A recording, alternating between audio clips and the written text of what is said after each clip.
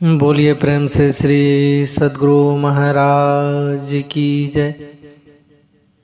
श्री सद्गुरु महाराज की जय। श्री सद्गुरु महाराज की जय। बंदो गुरुपद कंज कृपा सिंधु नर रूप हरि महामोहतम पुंज जासु वचन रवि कर्णिका। प्यारे लोगों एवं धर्म अनुरागी माताएं एवं बहनें, आज हम बिंदु और नाद की महिमा की चर्चा करेंगे। संत सद्गुरु महर्षि में ही परमहंस जी महाराज ने नाद का अर्थ बताते हुए कहा है, नाद का अर्थ है शब्द और बिंदु का अर्थ है छोटे से छोटे चिन्ह।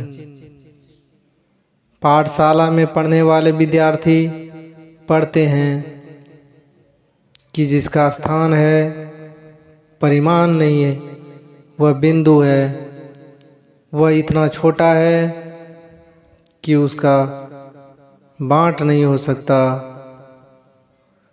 नाद ध्वन्यात्मक शब्द है। हम लोग जो बोलते हैं वह वर्णात्मक है।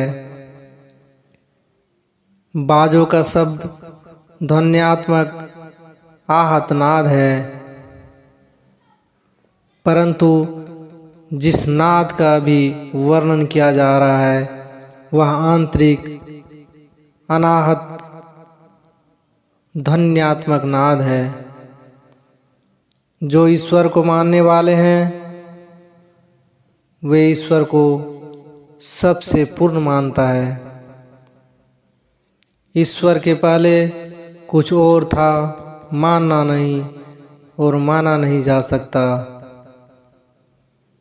ईश्वर किसी शरीर को धारण किए हुए हैं, एक ख्याल है। दूसरा ख्याल यह है कि ईश्वर है किंतु उनको शरीर नहीं है। रंग रूप मानने वाला भी उस रंग रूप के अंदर ईश्वर को शरीर रहित मानते हैं। पहला शरीर रहित स्वरूप है या जो शरीर वाला है, वह दोनों में पहले से कौन है? जो हाथ पैर आदि इंद्रियों से युक्त तथा गोचर है वह कैसा है, तथा आपकी इंद्रियां कैसी है? बनती है, उठती है और बिगड़ती है। रजोगुण, सतोगुण और तमोगुण त्रय गुणों से निर्मित इंद्रियां हैं। इन्हीं रजोगुण, सतोगुण और तमोगुण तीनों गुणों को त्रिगुण कहते हैं। त्रिगुण से बनी हुई इंद्रियां त्रिगुण से रहित पदार्थ को पकड़े कैसे संभव है? शरीर त्रिगुण निर्मित है, इसके सहित रहने वाले को सगुण कहते हैं। शरीरधारी सगुण है। सगुण कहने से दो पदार्थ का बोध होता है, एक वह जो धारण करता है और दूसरा वह जिसे वह धारण करता है। जो त्रिगुण को धारण करता है वह त्रिगुण नहीं है, वह निर्गुण है, वह गुणागीत है। असल में मूल स्वरूप निर्गुण है। अगुण अखंड अलख अज जोई भगत प्रेम बस सगुण सो होई। गोस्वामी तुलसीदास जी महाराज ने लिखे हैं। यह चौपाई विदित करती है कि पहले अगुण त्रिगुण रहित,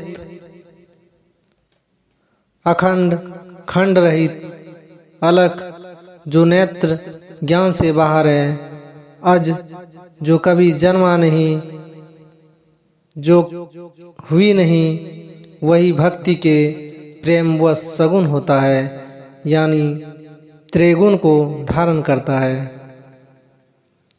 गो गोचर जहाँ लगी मन जाई, सो सब माया जानहु भाई।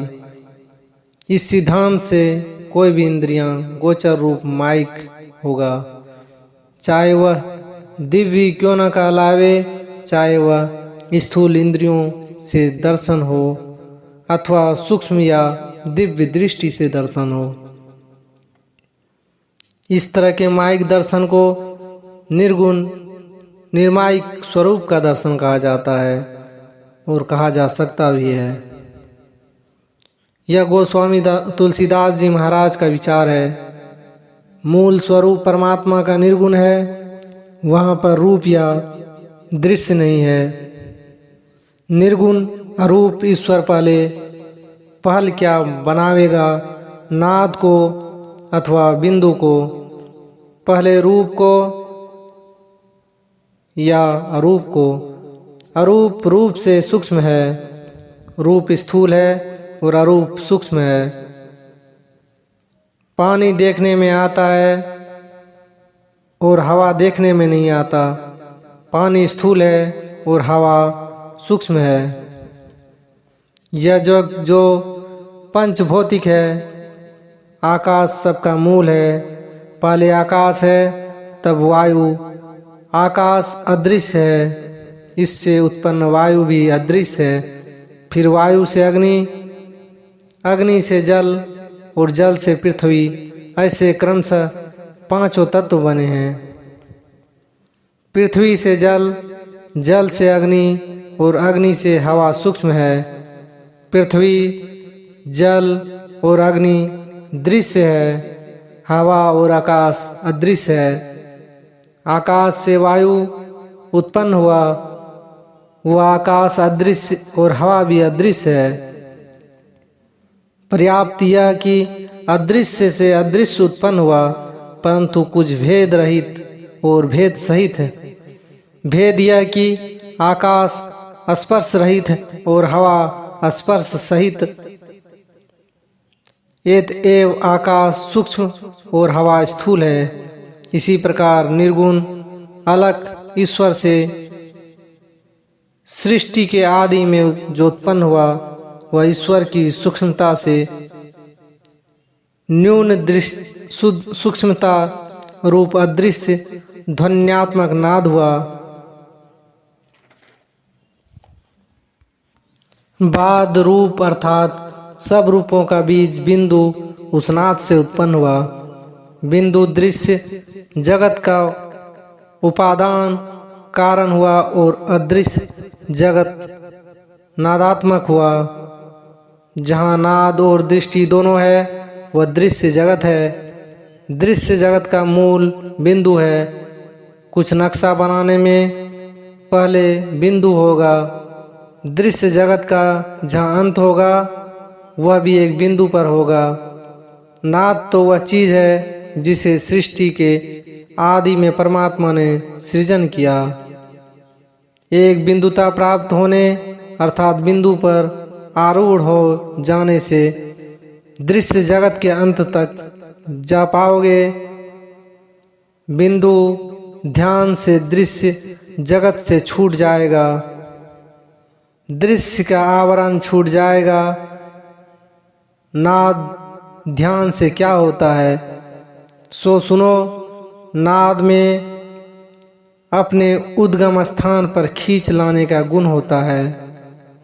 इसका उद्गम स्थान स्वयं परमात्मा है, इसलिए इसके ध्यान से खींचाव और खींचकर उस परमात्मा तक पहुंच जाओगे।